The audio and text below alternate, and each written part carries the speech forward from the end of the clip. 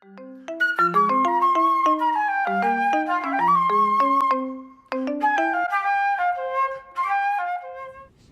Edie Lush, and I'm here in the Maya Riviera at the World Economic Forum's Latin American Conference. Very pleased to be joined by Felix Maradiaga, co-founder of Pioneer Capital Partners. Tell me, what's impact investing in Central America and the Caribbean like? I think it's a new trend, although we've had some sort of impact investing previously. But I see a new wave of involvement of the private sector leaders understanding that many of our social issues are not only for the public sector to solve. Mm-hmm. So in a nutshell, I think that it's basically leaders, you may call it private sector leaders as well, but tackling social issues using innovation, technology, financial services, and investing as a tool for social change. So give me an example of what you're doing.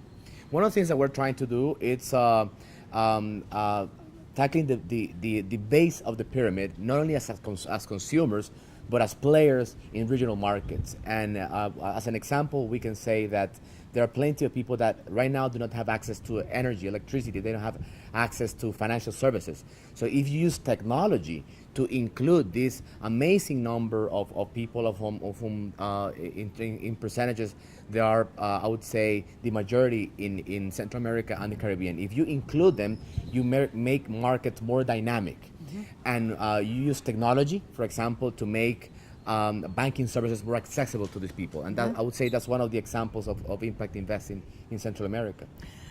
I was reading, in fact, that about, 98% of people in Mexico are literate. In fact, only about 35% have access to a financial institution.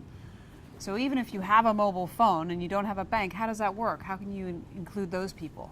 I think that a lot of it has to do with information. There's a lot of asymmetric information, and many people that could have access, for example, to a bank account, they feel intimidated by traditional banking institutions. Mm-hmm. So that's a big aspect of it. Also, there's also the issue of infrastructure. Mm-hmm. Traditional banking has excluded a lot of people in terms of how can they participate. But as you make technology, and particularly mobile cell phones as an example, as a tool for this, then you can include a wider number of consumers in the banking sector.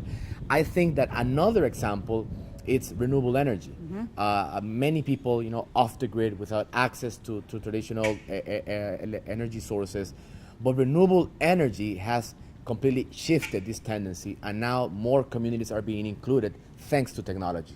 What kind of renewable energy have you been working on? Mostly on solar energy, photovoltaic solar energy, and also wind energy, which I think is the coolest of the renewables. Thank you so much, Felix, for stopping by the Hub Culture Pavilion here in the Maya Riviera, and I'm Edie Lush.